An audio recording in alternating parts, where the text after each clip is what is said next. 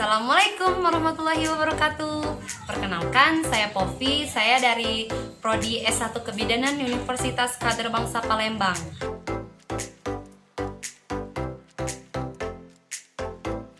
Gastritis merupakan penyakit pencernaan yang juga bisa disebut dengan radang lambung. Penyakit ini terjadi ketika lapisan dinding atau mukosa lambung terjadinya pembengkakan. Meradangnya lapisan lambung ini dapat terjadi secara mendadak atau radang lambung akut, atau berlangsung dalam waktu yang lama, ya seperti radang lambung kronis. Kondisi ini umumnya tidak berbahaya dan dapat disembuhkan dengan pengobatan tertentu. Namun, beberapa kasus lambung yang meradang dapat berkembang menjadi penyakit GERD atau reflux asam lambung dan bahkan bisa meningkatkan resiko kanker perut.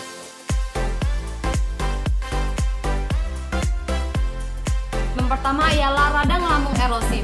Peradangan parah yang disebabkan oleh rusaknya perlindungan membran mukosa di lambung. Biasanya ia memiliki gastritis akut dan menyebabkan pendarahan. Kedua ialah radang lambung nenerosif. Kondisi yang terjadi akibat perubahan lapisan perut, biasanya karena infeksi bakteri atau penyakit autoimun. Yang ketiga ialah radang lambung post-gastrectomy, trauma pada lapisan perut yang membuat lapisan lambung merosot setelah prosedur operasi. Yang keempat ialah radang lambung infeksi, terjadi akibat infeksi virus atau jamur di lapisan perut pada orang bermasalah sistem kekebalan imunnya. Yang kelima ialah radang lambung radiasi. Radang lambung karena paparan radiasi yang mengiritasi lapisan lambung.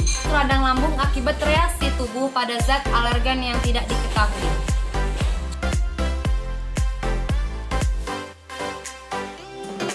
Gaya hidup tidak sehat, misalnya Anda aktif merokok atau kebanyakan minum minuman beralkohol atau pola makan tidak teratur.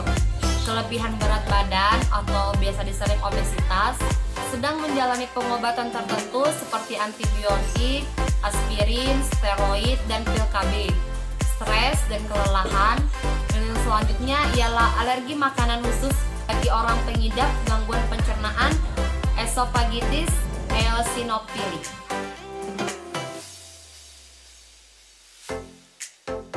Gejala gastritis yang paling sering dirasakan ialah hilangnya nafsu makan, mual dan muntah, nyeri di perut bagian atas, merasa kenyang meski baru makan sedikit. Jika dinding lambung Anda sampai mengalami pendarahan, gejala yang mungkin muncul ialah seperti feses berwarna hitam, muntah darah, atau cairan berwarna pekat seperti kopi.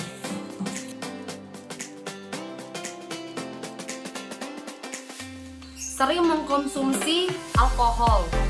Konsumsi makanan yang asam, pedas, tinggi lemak, dan mengandung kafein. Infeksi perut yang disebabkan oleh bakteri, dan penyakit diabetes tipe 1, penyakit Crohn, dan alergi makanan.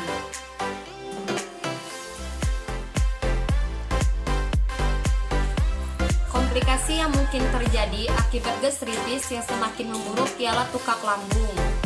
Radang lambung dapat menyebabkan ulkus peptikum atau tukak lambung ketika peradangan sampai menimbulkan luka pada lapisan lambung atau duodenum. Radang lambung atrofik ialah kondisi peradangan kronis yang dapat menyebabkan hilangnya lapisan dan kelenjar di lambung. Dan yang ketiga, anemia, terkikisnya lapisan dalam lambung akibat radang kronis yang lama-lama dapat menyebabkan pendarahan. Keempat, defisiensi vitamin B12 dan anemia pernisiosa. Orang dengan peradangan atrofi yang disebabkan masalah autoimun tidak dapat menghasilkan faktor intrinsik yang cukup. Dan yang kelima ialah tumor perut. Kondisi peradangan lambung yang kronis dapat meningkatkan adanya pertumbuhan tumor, jinak, dan kanker pada lapisan perut. Dan yang keenam ialah perforasi lambung. Seperti yang telah dijelaskan sebelumnya, radang kronis dapat membuat dinding lambung melemah dan menipis.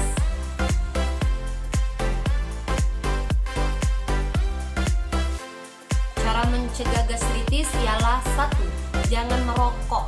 Rokok mengandung nikotin yang bisa melebahkan saluran pencernaan. Dan yang kedua, menerapkan pola makan sehat. Menerapkan pola makan yang lebih sehat dapat membantu Anda meredakan gejalanya sekaligus mencegah radang lambung di kemudian hari. Beberapa penelitian menunjukkan bahwa makanan atau minuman probiotik dapat membantu mengatasi infeksi radang lambung yang disebabkan oleh virus. Selain lebih bijak memilah-milah makanan yang lebih sehat, kebiasaan makan Anda juga perlu diubah menjadi biasakan makan lebih sering dengan porsi yang lebih sedikit. Jika Anda biasa makan besar 3 kali sehari, coba ubah menjadi makan 5-6 kali sehari dengan porsi yang kecil. Jangan makan sampai kekenyangan karena isi lambung yang terlalu penuh bisa naik ke tenggorokan. Hindari minuman bersoda dan minuman yang berkafein seperti coklat, kopi, teh. Kurangi konsumsi makanan atau minuman yang bersifat asam seperti pedas dan buah-buahan jeruk. Makanan atau minuman bersifat asam memicu rasa nyeri pada ulu hati. Selanjutnya, jangan makan sebelum tidur karena meningkatkan resiko refluks asam lambung. Yang ketiga ialah kurangi berat badan. Orang yang kegemukan berisiko lebih tinggi mengalami radang lambung. Kebiasaan makan dalam porsi besar dalam jangka panjang meningkatkan tekanan dalam lambung sehingga lambung mudah naik keluar. Keempat, obat anti nyeri seperti ibuprofen, aspirin, naproxen seringkali disalahgunakan. Padahal penggunaan dalam jangka panjang yang sembarangan dapat meningkatkan produksi asam lambung, sehingga Anda rentan mengalami radang lambung. Maka gunakan obat anti nyeri ini sesuai petunjuk dokter. Dan yang kelima ialah ubah posisi tidur Anda. Posisi tidur terbaik untuk mencegah radang lambung kamu kembali adalah berbaring di sisi kiri dengan menyangga kepala dan leher pakai bantal tebal.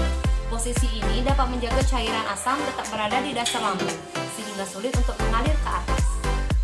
Baiklah, mungkin cukup sekian yang saya sampaikan. Kurang dan lebih saya mohon maaf. Bila ada perkataan atau ucapan yang salah, ya Allah saya mohon ampun. Bila hidayah, wassalamualaikum warahmatullahi wabarakatuh.